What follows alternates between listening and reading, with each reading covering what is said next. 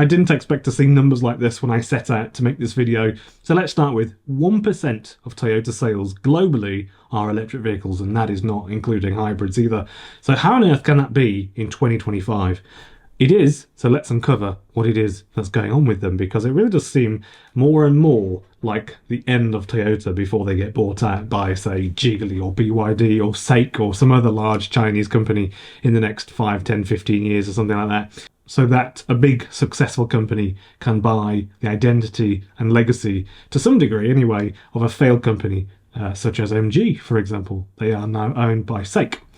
We keep hearing that Toyota is investing in EVs and solid state batteries are coming next year.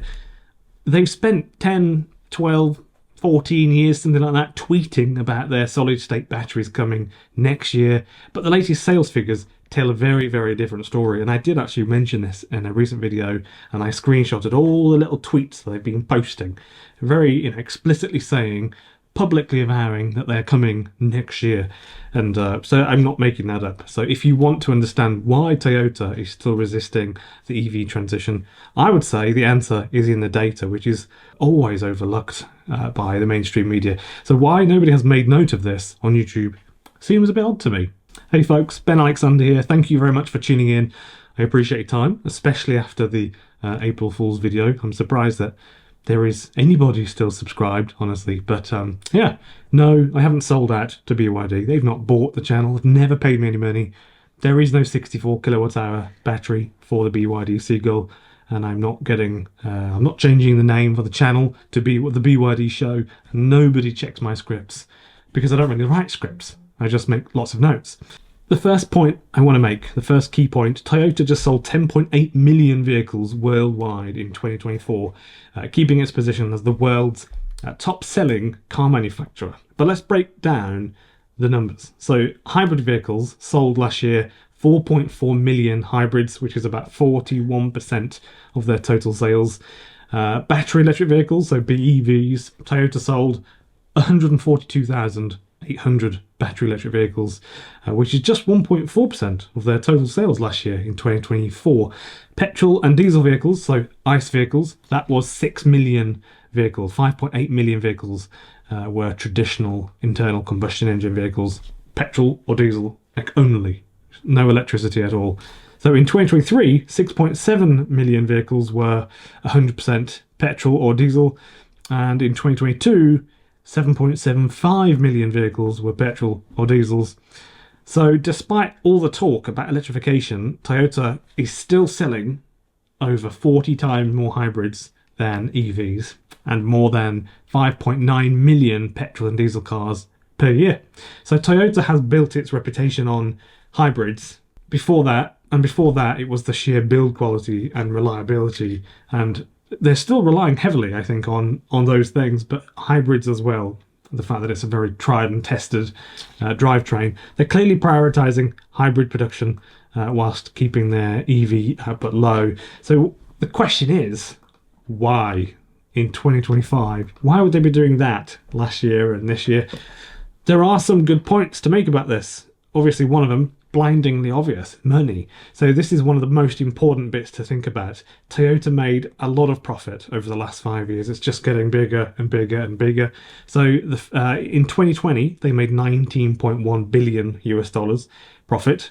In 2021, the year after, $21.1 billion. 2022, $25.4 billion. 2023, it went down to $18.1 billion.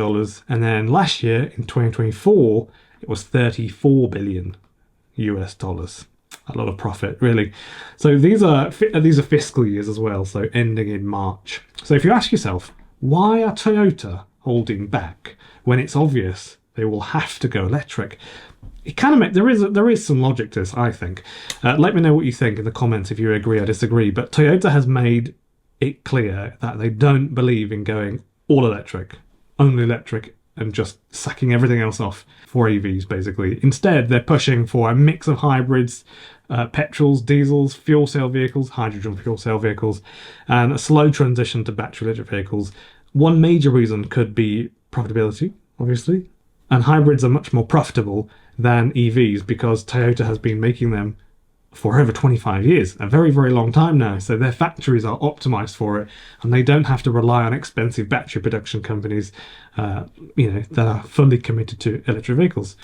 Another reason is market positioning. So Toyota is especially strong in regions like Southeast Asia, Australia, for example, Africa, South America, where hybrids and ICE vehicles are still largely dominant, almost entirely just dominant. They've got the market currently. And there are charging infrastructure challenges as well in some of these places, like in Brazil, for example.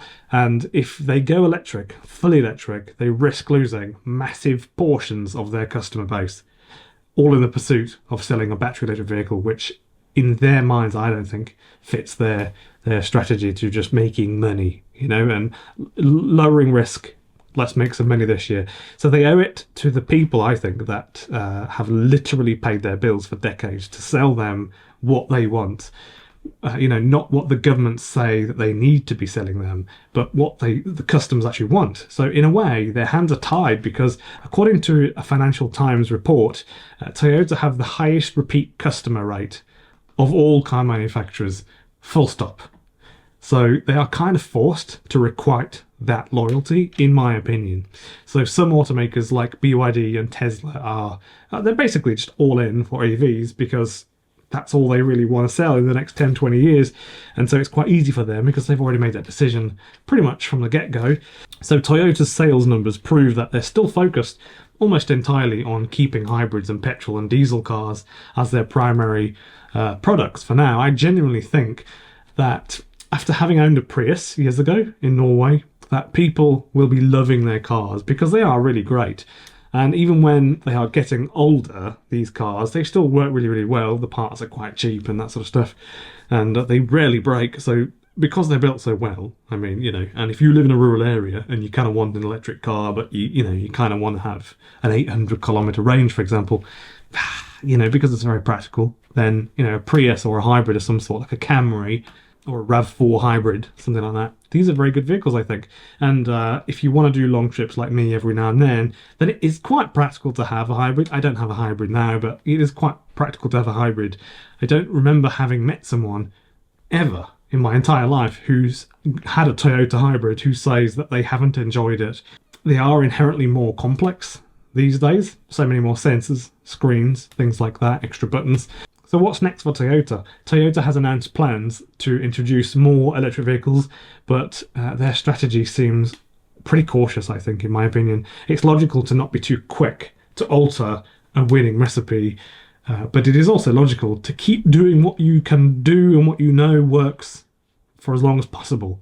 That is also a good point to make. It is clear that EVs are the future, but Toyota are showing that they can still make record profits in the midst of all of the EV transition. And I can't say that I blame them, to be honest, because they have a loyal following of customers, a lot of repeat customers, shareholders to keep happy, although there is a question, is this going to basically shaft all of the shareholders in 10 years' time when Toyota sinks or something like that? So, I don't know. What do you think? They are aiming for 3.5 million sales of EVs, battery electric vehicles, by 2030. Whether they'll get to that, I've got no clue at all. I don't really see them doing too much in, by way of buying buildings, setting up plants or anything like that, specific to, batteries or anything like that, or electric vehicles. So I have no idea how they can do this. That would be a big change for them. And that's a lot more than 146,000 or so electric vehicles. But when you consider that they sell over 10 million cars per year, then I suppose that is still only 30% or so of their total output. So in contrast, like BYD, they already sell well over 3 million electric vehicles per year. Tesla, 2 million vehicles annually.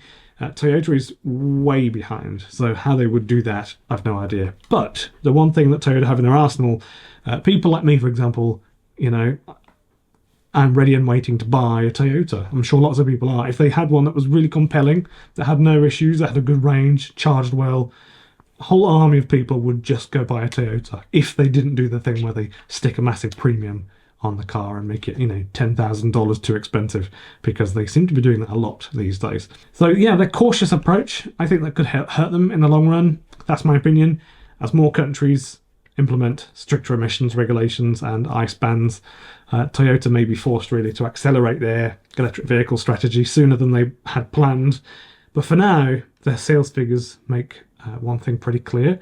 They are still resisting the EV transition majorly, but they are still profiting like crazy. Huge, huge profits, almost doubling them in the last 5 years. So yeah, maybe it's what happens when the vehicle market changes as quickly as it has, and people are kind of looking around and they're turning to companies that are selling a recognizable product. Some people just want a white Toyota with a petrol engine with some buttons on it. They don't want screens. They don't want to have to swipe or do crazy stuff or pinch on a map. They don't want that. So I don't blame them, honestly. So yeah, Toyota is still the biggest car manufacturer in the world. But when it comes to EVs, they're not doing great, really. I'm not sure it's failing. I think it's a conscious thing on their part. Their 2024 sales data proves that they are still prioritizing hybrids and petrol and diesel cars, while only selling a fraction of battery electric vehicles, 1%. So what do you think? Is Toyota making the right call here by postponing it, pushing it back, fending it off as much as possible, and prioritizing hybrids? Or will their strategy, will it shaft them basically in 10 or 15 years, when everybody's moved on and they have just joined the party a bit late and everyone's started to get a bit of brand loyalty for things like BYD or MG, stuff like that. So people obviously buy them and they might get another one when the new one comes out. For example, if there's a 60 odd kilowatt hour, BYD Dolphin, and then they come out with a 77 kilowatt hour battery in the Dolphin, people might just get the same car again 3 years later and get that one rather than a Toyota Yaris with a 40 or 50 kilowatt hour battery. That's the sort of thing I'm talking about. So let me know in the comments, and thank you for watching.